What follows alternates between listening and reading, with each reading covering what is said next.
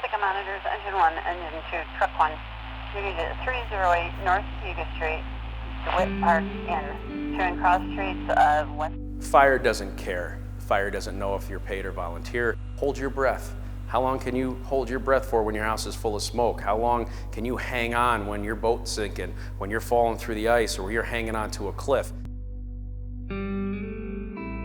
We had a fire up the road, 5 children died. And I loved playing baseball in high school, loved playing baseball, that's all I wanted to do.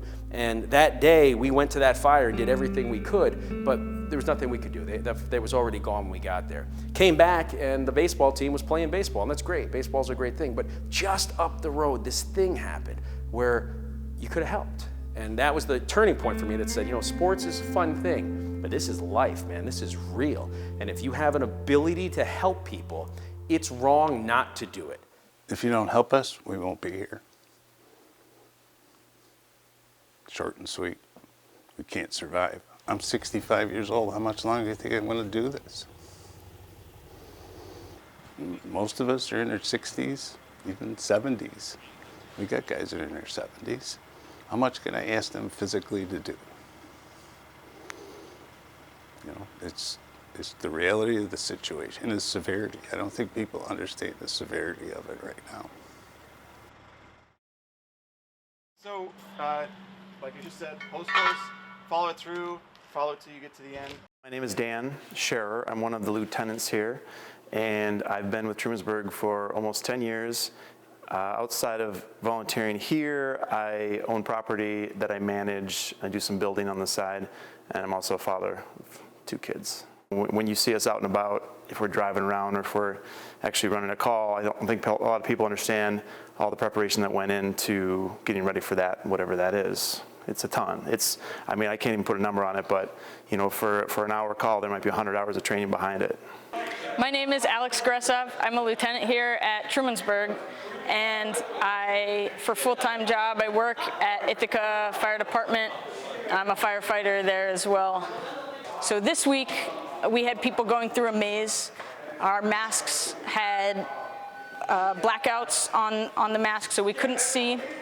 And we were just crawling through a course with a hand line to guide us. Put our hand on the hand line, and there's certain obstacles that come up.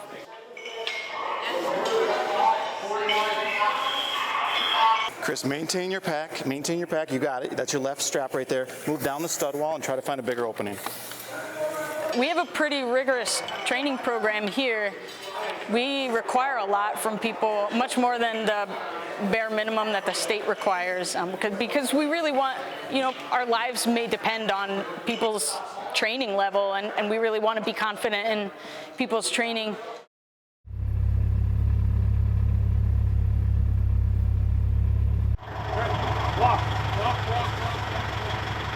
It has to be time consuming. You have to be trained, otherwise you're going to get hurt. And there's nothing worse than that. Everybody's got to go home. So if you're not trained, you're going to hurt yourself or somebody else. And we don't want that to happen.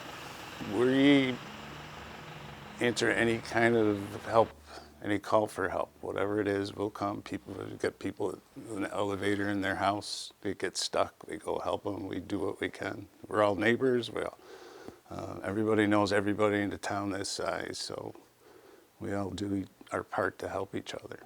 How do you balance being a lieutenant in a volunteer fire company, right, and also owning a business, right, and also having a family? Right. How do you balance all that? Very carefully. I'd be lying if I told you it's always a good balance.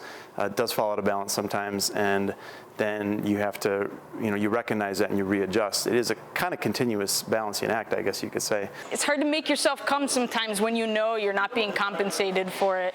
When you're leaving the dinner table, when you're in the middle of a project at home and you can't clean up really fast and just ditch what you're doing. So a lot of people have a tough time committing. It means something a little more to me to volunteer than to do it as a career. I love it, as my job. I don't feel like I've worked a single day, but volunteering is really closer to my heart because of just my personal experience with my friend and how that kind of shaped why I wanted to join up in the first place. I had a friend actually who died in a fire when I was 16, and that hit home pretty closely.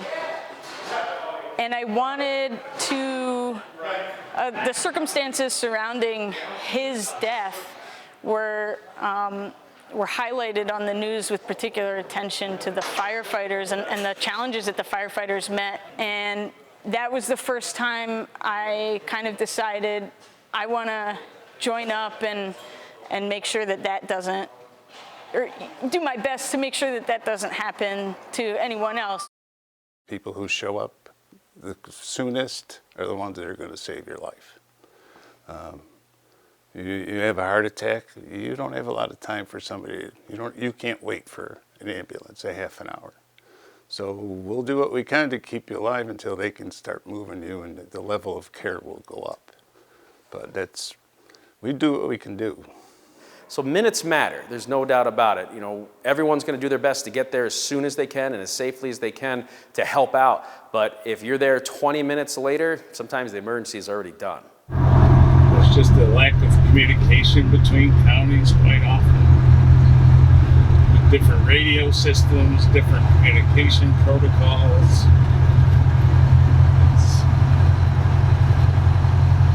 Different procedures. Sometimes if a dispatcher doesn't follow the right procedure, he or she doesn't call the right neighboring department. It's not a perfect system. So yeah, that's definitely something that we kind of have to deal with. It's also because we're a volunteer department, we don't have people here ready to jump on fire trucks typically. We have people that live close, they can get to the fire station quickly and get trucks on the road. But that definitely does, present a challenge. In a downslope in volunteer firefighters over the past 20, 30 years now, because the trainings has gone up and moms and dads work. In the old days, dad would go fight fire and mom would stay home with the kids. That's not the way it is anymore. So moms want to be firefighters too, and dads are staying home, or they're both working to make ends meet, and there's no one to stay home to watch the kids, and there's no one to stay home when you want to go help fight a fire. To be honest, I think it's really hard, and you just do the best you can to try to keep things in check. And there have been people that have been really active at times, and they've had to sort of dial back and walk away for a while, and then they'll come back maybe a few years. After that, maybe they won't come back at all, but it's just life. Life is like that. So those of us who are here right now, we're putting in a lot because we can, and that may change, and then the idea is that other people will step up. We have a great generation coming up behind us, and at some point you do end up having to pass the torch, so that's the hope, at least. I don't know. I wish I could. I wish I knew what the magic bullet was that makes people want to join, because I really don't know. I've been searching my mind for a long time to try and figure out, but I don't know what it is. What could I say to somebody to make them want to be a volunteer firefighter? I don't know. Whatever I've been saying isn't working, because we're all in trouble. There just is not enough people. Plenty of trucks, not enough people. We need the next generation to step up. Are you going to do it? Are you going to do it? Are you going to volunteer?